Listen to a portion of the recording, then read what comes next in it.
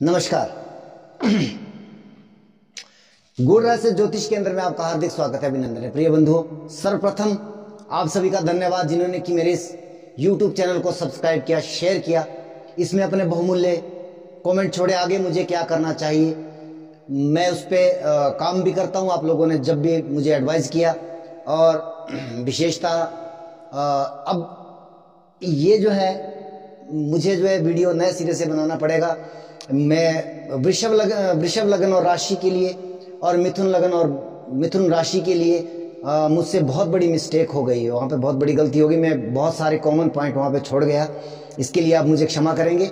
मैं नए सिरे से इस वीडियो को अपलोड कर रहा हूँ। प्रयास करूँगा पहले पुराने वाला वीडियो है मेरा अपलोड किया हुआ है, उसे मैं हटाने का सबसे पहले प्रयास करूँगा। तो आइए प्रारंभ करेंगे। सबसे पहले एक जेन्युइन प्रेडिक्शन किस तरह की कि शनिदेव अपना राशि परिवर्तन कर रहे हैं 17 जनवरी 2023, और इसका गोचर जो है लगभग 2.25 वर्ष के 19 मार्च 2025 तक रहने वाला है अपनी मूल त्रिकोण राशि कुंभ में। मकर में अभी तक ये संचार कर रहे हैं। अभी 29 अप्रैल 2022 से 12 जुलाई 2022 के मध्य में भी एक ट्रांजिट इनका कुंभ में हुआ था, लेकिन फिर पुनः वक्री होकर के वापस मकर राशि में आ गए थे। उस समय में आपने ट्रेलर देखा, उस समय में क्या क्या घटनाएं आपके साथ हुई और वहां से वो छूटी है। अब ये गोचर जो पूर्णतः होने वाला है, अब इसका क्या परिणाम रहने वाला है। मेरे इसमें 2 से 3 सेशन रहने वाले हैं। जैसे कि सबसे पहले मैं इसमें बात करूंगा कि किस ग्रह के ऊपर से ट्रांजिट हो रहा है, और आपके शनिदेव का बहुत महत्वपूर्ण गोचर होता है, राहु, केतु, गुरु और शनि का, क्योंकि ये 4 बड़े ग्रह हैं जो पूरे साल भर की फलित गोचर का वो तय करते हैं। आपका जीवन में कौन सा इवेंट होगा, विवाह होगा नहीं होगा, संतान होगी नहीं होगी, आपका बिजनेस व्यापार चलेगा दौड़ेगा ठप होगा, ये सारे इवेंट जो है ये 4 ग्रह 4 बड़े प्लेनेट तय करते हैं। अन्य जो 5 ग्रह हैं जिनका कुछ समय के लिए ट्रांजिट होता है, वो एक पिन पॉइंट लेकर के आते हैं कि किस महीने में होगा, किस समय में होगा और किस दिन होगा। ये जो है वो अन्य 5 ग्रह तय करते हैं, लेकिन कौन से साल में होगा ये 4 ग्रह तय कर देते हैं। दशाएं अंतर्दशाएं वो आवश्यक ही देखना चाहिए। तो आइए सबसे पहला कॉन्सेप्ट जो है, मेष राशि का वीडियो मेरा अपलोड हो चुका है, किया तो मैंने वृषभ और मिथुन का भी, लेकिन वहां पर मुझसे थोड़ी सी मिस्टेक हो गई, इसलिए मुझे नए सिरे से ये वीडियो अपलोड करना पड़ रहा है। तो आइए सबसे पहले एक ऑल ओवर प्रेडिक्शन जो सभी राशि और सभी लग्नों के लिए रहने वाली है। अगर आपके 2 से ज्यादा ग्रह कुंभ राशि में बैठे हैं तो एक अलग कॉन्सेप्ट रहेगा, हालांकि आप उसको मिलाने का प्रयास करिएगा।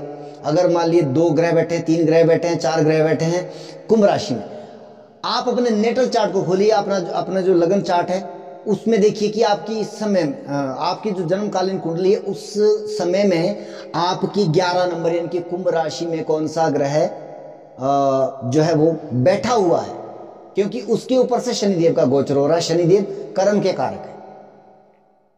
ये हमारा लगन भाव होता है, ये हमारा लगन भाव है, ये हमारा लगन भाव है।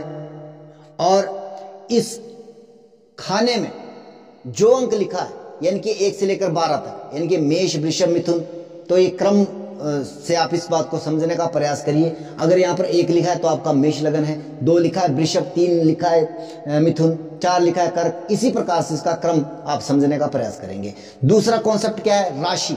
राशि चंद्रमा से देखी जाती है। आपका चंद्रमा कहीं पे भी बैठा है, अष्टम में, द्वादश में, कहीं पे भी बैठा है, किस नंबर पर बैठा है अगर 1 नंबर पर बैठा है मेष राशि, 2 नंबर पर बैठा है वृषभ, इसी प्रकार से आप उसको क्रम को समझने का प्रयास करिएगा। तो जब मैं लगन की बात करता हूं तो इस भाव को चेक करिएगा, और जब मैं राशि की बात करता हूं तो जहां चंद्रमा आपका बैठा है उस राशि को आप अपने नोट डाउन करके रखिएगा। और अभी जो मैं बात करने जा रहा हूं दोनों प्रकार के कॉन्सेप्ट के लिए, 12 के 12 लगन, 12 के 12 राशियों के लिए करने जा रहा हूं। आपको नेटल चार्ट में देखना है कि आपकी कुंभ राशि किस भाव में पड़ रही है, वहां पर कौन सा ग्रह, कौन सा प्लेनेट आपका बैठा हुआ है, उसके ऊपर से शनिदेव ट्रांजिट कर रहे हैं, तो क्या परिणाम देगा। सबसे पहले सूर्य अगर आपका नेटल चार्ट में कुंभ राशि में बैठा हुआ है तो यहां पर क्या होने वाला है आपके साथ? सबसे पहले पॉजिटिव पॉइंट क्या हो सकता है कि सरकारी तंत्र से जुड़े, सरकारी नौकरी से जुड़े आप लोग हैं तो आपको यहां पर लाभ प्राप्ति की संभावनाएं अधिक मिल रही है। सरकार से जुड़ा कोई कार्य फंसा हुआ था, अब आपको प्राप्त हो रहा है। अगर आप सरकारी कॉन्ट्रैक्टर है, आपको कॉन्ट्रैक्ट मिलने की संभावना है और ये सवा दो वर्ष का ट्रांजिट है, आप यहाँ पर अच्छा अर्न कर सकते हैं। लेकिन नकारात्मक क्या रहेगा? क्योंकि सूर्य पिता का कारक है, शनि का गोचर उनके ऊपर से हो रहा है, तो पिता के स्वास्थ्य को कहीं ना कहीं समस्या दे सकता है। दूसरे में बात करेंगे चंद्रमा की। अगर चंद्रमा आपका नेटल चार्ट में यहाँ बैठा है, इनकी तब आपकी कुंभ राशि है। चंद्रमा अगर आपका यहाँ पर बैठा है कुंभ राशि में, तो ये समय हालांकि आपके लिए 7.5 वाला पीरियड है। मैंने जैसे कि मैं हमेशा कहता हूं 7.5 मतलब होता है जिम्मेवारी। आपको जिम्मेवारी नहीं, कोई जिम्मेवारी आपके पास आ सकती है। जैसे कि मैं कई बार इस बात को उदाहरण देता हूं कि एक व्यक्ति है, वो प्रिंसिपल नहीं है कॉलेज में, अध्यापक है, साधारण अध्यापक है, लेकिन क्या हुआ कि वहां से प्रिंसिपल की ट्रांसफर हो गई और वहां पर जो है आपको क्योंकि आप सबसे सीनियर हो, आपको प्रिंसिपल की कुर्सी पर बिठा दिया जाता है, जबकि आपको सैलरी लेक्चरर की मिल रही है और काम आपको प्रिंसिपल वाला करना पड़ रहा है। इस तरह की जिम्मेवारियां जो 7.5 और 28 के समय में आपको फेस करनी पड़ती है। जैसे कि अब मान लीजिए घर में आपका कोई मुखिया है, वो या बाहर चला गया या उसका स्वास्थ्य खराब हो गया, या भगवान ना करे उसकी वो इस संसार से ही चला गया, आपके ऊपर अचानक जिम्मेवारी आ गई। वो 7.5 है, वो 28 है। इसकी जिम्मेवारी वो आपको मानसिक परेशानी करता है। अब होगा, अभी तक आप जो जिन जिम्मेवारियों से भाग रहे थे वो आपके ऊपर पड़ने वाली है, तो आपके साथ इस तरह की परिस्थितियां रहेगी। अब इसके बाद बात करते हैं मंगल की। अगर नेटल चार्ट में आपका मंगल यहां पर बैठा है कुंभ राशि में, तो खास करके आप ऊर्जावान रहने वाले हो। आपका शरीर काफी ऊर्जावान रहेगा, काफी स्ट्रगल करना पड़ेगा, मेहनत आपको अधिक करनी पड़ेगी। कहीं ना कहीं स्वास्थ्य को लेकर के आपको चिंता जरूर करनी चाहिए। आपको रक्त संबंधी विकार हो सकता है, आपको चोट चपेट लगने की संभावना बनती है, तो आपके लिए यह समय थोड़ा सा इस तरह का मुश्किलें लेकर के आ रहा है। इसके बाद करते हैं बात बुध की। बुध अगर आपका यहां पर है, बुध वाणी का कारक है, बुद्धि का कारक है, ज्ञान का कारक है, टेक्नोलॉजी का कारक है। तो इन सभी चीजों में ये, क्योंकि शनि कर्म का कारक है, और देखिए शनि ऑल ओवर कर्म का कारक है। हर प्रकार का कर्म, अच्छा बुरा, चोरी डकैती, सच्चाई बुराई, विवाह शादी गमी, हर एक कारक शनिदेव, कर्म का कारक शनिदेव। लेकिन जब एक पर्टिकुलर कर्म की बात आ जाती है तो वहां पर अन्य ग्रह के कारकत्व आ जाते हैं। जैसे विवाह का कारक हमें गुरु मानते हैं, तो जब गुरु और शनि का दृष्टिगत संबंध बनता है या कुछ भी, वो मैं इस कॉन्सेप्ट में आपको क्लियर नहीं कर पाता हूं, क्योंकि विद्यार्थी जीवन की बातें हैं, आम आदमी इस बात को नहीं समझ सकता है। लेकिन तभी आपका विवाह हो सकता है, संतान तभी आपकी हो सकती है जब वो उस कर्म से टकराएगा। ये एक फेस है। ज्योतिष का मतलब होता है योग, जुड़ना। जब तक ये जुड़ेगा नहीं, बोलते ना अकेला चना जो है वो भाड़ नहीं फोड़ सकता है, तो इसलिए ज्योतिष में खेल होता है सारा योगों। तो ये जब गोचर में इस तरह का योग बनाता है तो वहां पे आपके इवेंट होने की संभावना बनती है। बैंकिंग सेक्टर में हो आप अगर टेक्नोलॉजी की फील्ड में हो, आपको लाभ प्राप्ति हो रही है। आप वाणी के कर्म में हो, आप एस्ट्रोलॉजर हो या अकाउंटेंट हो, सीए हो, तो आपके लिए यह समय बहुत बेहतर परिणाम लेकर के आ रहा है। अगर बुध देव आपके कुंभ राशि में आपके नेटल चार्ट में बैठे हुए हैं। मुझे लगता है ये पेन जो है वो ठीक ढंग से काम नहीं कर रहा है। इसके बाद बात करते हैं, बुध के बाद करते हैं गुरु की। अगर गुरु आपके नेटल चार्ट में कुंभ राशि में है, हालांकि शनि के घर में जो गुरु को अच्छा नहीं माना जाता है, लेकिन वो है तो है। शनि देव का गोचर हो रहा है, एक बहुत ही शानदार समय है, क्योंकि गुरु ऑल ओवर कर्म का कारक है, विवाह का कारक है, संतान का कारक है, धन का कारक है, भाग्य का कारक है, हर चीज का कारक है, ज्ञान का कारक है, विज्ञान का कारक है, हर चीज का कारक गुरु है। गुरु अगर आपका नेटल चार्ट में आपके 11 नंबर राशि में बैठा हुआ, मैं किसी भाव की बात नहीं कर रहा हूं, किसी इसकी बात नहीं कर रहा हूं, आप इस बात को समझिएगा। तो आपको, अगर आपका अभी तक विवाह नहीं हो रहा था, काफी समय से प्रयासरत थे, आपकी जन्मकालीन कुंडली में जो है वो इवेंट होने की संभावना है। वो जो है वो बता रही दशाएं अंतरदशाएं आपकी चल रही है उस लेवल की, विवाह होगा।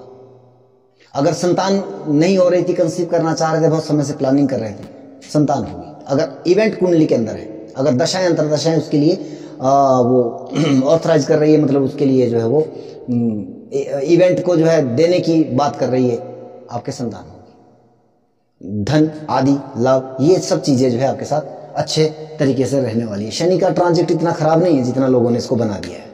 इसको समझना पड़ता है पहले, फिर इसके ऊपर बात की जा सकती है। इसके बाद बात करते हैं शुक्र की। शुक्र जो है भोग विलास, लग्जरी, कार, वाहन, मकान, इन सब चीजों का कारक है शुक्र। शुक्र के ऊपर से शनि का कारक गोचर। तो आपके जीवन में अगर आप नया वाहन लेना चाहते थे, नया मकान बनाना चाहते थे, कुंडली भी आपके लिए इशारा कर रही है, दशाएं अंतरदशाएं भी, अब तक क्यों नहीं बन रहा, कारण शनि का गोचर अब हो रहा है, आप जो है वो कार्य आपका सफल होगा। और लग्जरी आपके जीवन में आ सकती है अगर आपकी कुंडली में उस तरह की संभावनाएं हैं। बहुत सारी सुख समृद्धि, आपके धन का कारक शुक्र है, सौभाग्य का कारक शुक्र है, तो ये सब चीजों में वृद्धि आपकी होने वाली है। अब इसके बाद बात करते हैं शनि की।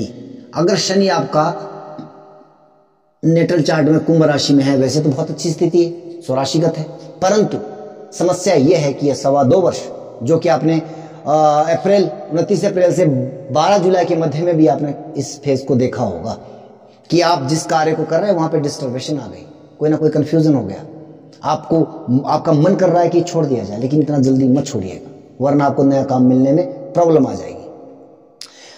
निश्चित तौर पर आप जीवन के 30 सालों के लिए प्लानिंग करोगे यहाँ पर, और आपके लिए लाभकारी परिस्थितियां होगी, लेकिन यह परिस्थितियां और ये निर्णय आपने जब भी कोई नया काम करना है, नया व्यापार करना है, नई नौकरी के लिए अप्लाइमेंट करना है, तो आपको लगभग शनि के इस गोचर को लगभग 1 साल व्यतीत होने देना है, उसके बाद जो है आप प्रयास करिएगा, अन्यथा आपको समस्या आ जाएगी। ये 2-2.5 वर्ष आपको कार्य क्षेत्र में बाधित रहना पड़ेगा। हालांकि आप व्यवस्थित हो जाओगे, लेकिन ये लॉन्ग टर्म की बातें होती है, आप ये 2-2.5 वर्ष सरवाइव कर पाओगे, वो मुश्किल कार्य हो जाता है। इसलिए आप यहाँ पर थोड़ा सा बच करके, अब हालांकि आपको कार्य क्षेत्र में बहुत समस्या आने वाली है निश्चित तौर पर, इसमें कोई संदेह नहीं है, तो इस तरह से, लेकिन लॉन्ग टर्म के लिए आप अगर निर्णय लेंगे, सही फैसला आपने किया जो कि आप करोगे, तो आपको वो अगले 30 वर्षों के लिए वो प्लानिंग करने की आवश्यकता नहीं पड़ेगी, अगर आप सोच समझ के कोई कार्य करते हो। राहु के ऊपर से ट्रांजिट, राहु अगर आपके नेटल चार्ट में कुंभ राशि में है, समस्या आ गई, ये मार्ग परिस्थितियां निर्मित हो रही है, मार्ग परिस्थितियां निर्मित हो रही है। केतु, राहु और केतु के ऊपर से जब शनि का ट्रांजिट या शनि के ऊपर से राहु केतु का ट्रांजिट, ये बहुत ही नकारात्मक एक समस्या है। कोई ज्योतिषी आपके कह रहे होंगे कि आपके, मान लीजिए जैसे मेष राशि 11th हाउस में शनि चले गए, अब आपके लिए जीवन में बरसात होने वाली है धन की। अगर आपके वहां पर राहु केतु पड़े हैं, भैया बरसात नहीं होगी, बल्कि आपकी समस्याएं बहुत अधिक बढ़ने वाली है। राहु के ऊपर से हो रहा है, राहु क्या फैलाने का काम करता है, फैलाएगा, लालसा बढ़ाएगा, लालच देगा आपको। अब ये आप लालची प्रवृत्ति आपके अंदर आ जाएगी, आप कहीं ना कहीं ऐसा निर्णय करोगे, आप ऐसा कोई ना कोई ऐसा काम कर जाओगे शॉर्टकट से धन कमाने वाला, कि जहां आपको बहुत बड़ा नुकसान उठाना पड़ सकता है। केतु आपको मुक्ति का कारक है, चीजों को सिकुड़ने का काम करता है। आप जो काम कर रहे हो उसमें आपका मन नहीं लगने वाला है, आप उसको छोड़ने का प्रयास करोगे, नया काम में भी आपका मन नहीं लगेगा, ये भी वही परिस्थिति आ जाएगी, आप ये करेंगे वो करेंगे, पूरा समय जो है आपके लिए कंफ्यूजन वाला रहने वाला है। दशाएं अंतरदशाएं नकारात्मक है, ज्यादा खराब, लेकिन अगर दशाएं अंतरदशाएं अनुकूल है, फिर भी समस्या है। तो ये तो रहा ऑल ओवर प्रेडिक्शन। अब मैं 2 सेशन पकड़ूंगा, राशि के और गोचर के, लगन के, तो आप उसके लिए मिथुन राशि व मिथुन लगन के जातकों की परिस्थिति क्या रहने वाली है, शनि का गोचर, ऑल ओवर परिस्थितियां मैंने आपको बता दी है। सबसे पहले बात करेंगे मिथुन राशि। मिथुन राशि जो है लगभग 2.25 वर्ष की इस अवधि को झेल करके अब ये कुछ रिलैक्स स्थिति में आ गई है, क्योंकि अभी तक अढ़ाई की परिस्थिति थी, जिम्मेवारियां बहुत थी, बोझ बहुत था काम का, लेकिन आप सरवाइव कर गए। अब आपका भाग्येश आपके भाग्य स्थान से गोचर करने जा रहा है, ये ऑल ओवर एक, अगर आपके चंद्रमा से नवम में शनिदेव, हालांकि शनिदेव, अगर एक खाली शनिदेव की बात करें तो एक थोड़ा सा नवम में इतना अच्छा तो नहीं कहेंगे, लेकिन ये भाग्येश हैं, स्वराशिगत हैं, इसलिए इसको एक एज ये देते हैं कि एक अच्छा ट्रांजिट ये कहना चाहिए ऑल ओवर इससे पहले की परिस्थिति में, क्योंकि इससे पहले आपका अष्टम से ये ट्रांजिट कर रहा था। तो कहीं ना कहीं भाग्येश की दृष्टि आपके लाभ भाव पर पड़ने वाली है। लेकिन हाँ, राहु के ऊपर दृष्टि है तो कुछ थोड़ी स्थितियां यहाँ पर इस प्रकार की भी रहने वाली है कि आपको लाभ में वो अट्रैक्शन देगा, कहीं ना कहीं बंधन भी रखेगा, क्योंकि राहु जो है वो कहीं ना कहीं एक भाग्येश की दृष्टि अगर पड़ रही है वहाँ पर राहु जैसे प्लेनेट के ऊपर, तो वो एक्टिवेशन एक अच्छा परिस्थिति भी दे सकता है। और बहुत सारे लोग ये कहते हैं कि शनि की दृष्टि बहुत खराब है, मेरा ऐसा मानना नहीं है। वो कुंडली की बात होती है कि किसकी कुंडली में कब वो दृष्टि खराब हो सकती है, कब नहीं हो सकती। वैसे तो गुरु की दृष्टि को भी मैंने गलत कहा है, जब वो उस स्थिति में बैठता है तो गुरु की दृष्टियां भी खराब होती है, जिसकी दृष्टि को अमृत हमेशा कहते हैं हमारे ज्योतिष शास्त्र के लोग। तो यहाँ पे परिस्थितियां ऑल ओवर बहुत बेहतर रहने वाली है। लेकिन अब मैं बात करूंगा लगन की, मिथुन लगन के जातकों की। मिथुन लगन आपका, अगर आपके दूसरे भाव में कौन सा प्लेनेट बैठा हुआ है उसके अकॉर्डिंग आपके जो है वो परिस्थितियां डेवलप होगी, किस तरह की परिस्थितियां रहने वाली है। दूसरे भाव में यदि आपका लग्नेश बुध बैठा हुआ है और आपका ये चतुर्थेश भी है, तो स्वास्थ्य के लिए प्रॉब्लम, अभी आपको चरित्र के लिए दिक्कत आ सकती है, आपके मान सम्मान में गिरावट आ सकती है, आपके चतुर्थेश या वाहन मकान आदि या जमीन जायदाद को लेकर के समस्या रह सकती है, प्रॉब्लम आ सकती है। तो यहाँ पर आपको इन परिस्थितियों से नुकसान होने की संभावना है। क्यों? क्योंकि आपके लग्नेश्वर चतुर्थेश से शनिदेव इस समय में अष्टम में गोचर कर रहे हैं। इसके बाद द्वितीय चंद्रमा, अगर आपका स्वराशिगत चंद्रमा है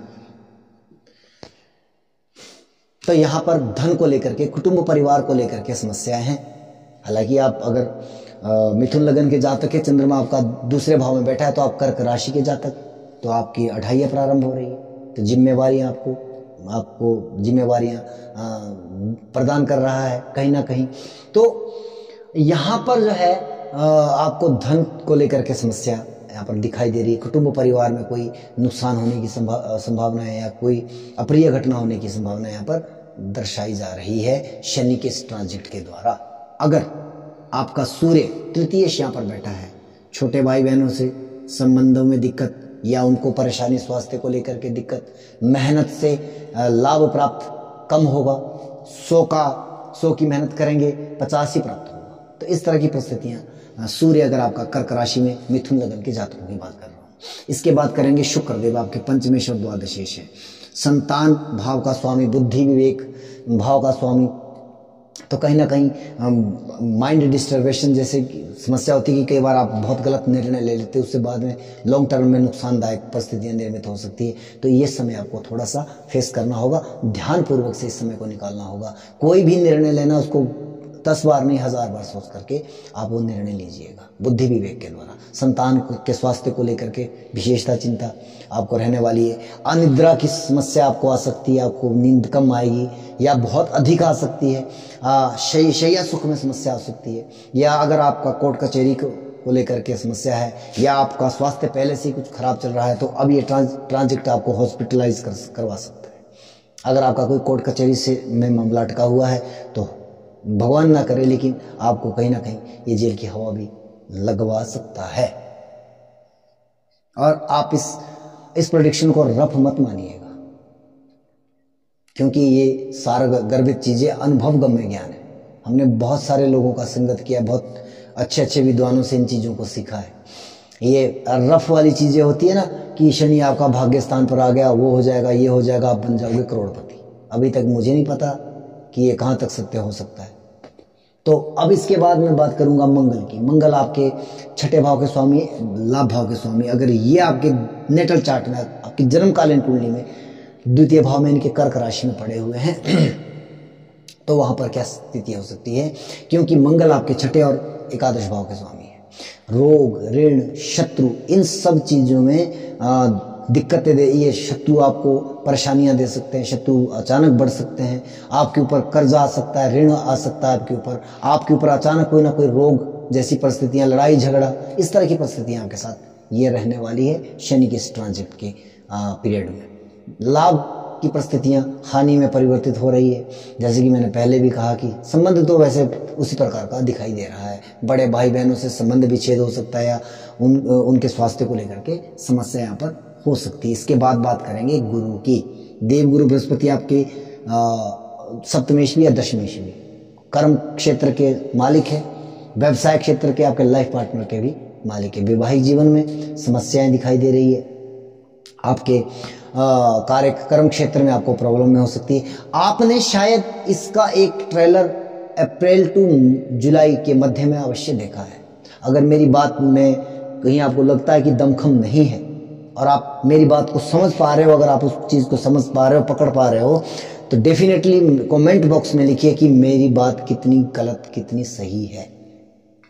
उसके बाद बात करेंगे हम शनिदेव की। भाग्येश शनिदेव आपके अष्टमेश भी है और आपके भाग्येश भी है, आपके अष्टमेश भी है, भाग्येश भी है। तो गुप्त चिंता, गुप्त समस्याएं आपके साथ, चिंता अधिक रहने वाली है, प्रॉब्लम दिखाई दे रही है कहीं ना कहीं, और भाग्य के द्वारा या पिता के स्वास्थ्य को लेकर के कहीं ना कहीं समस्या, धर्म कर्म के कामों में भी व्यवधान यहाँ पर दिखाई दे रहा है।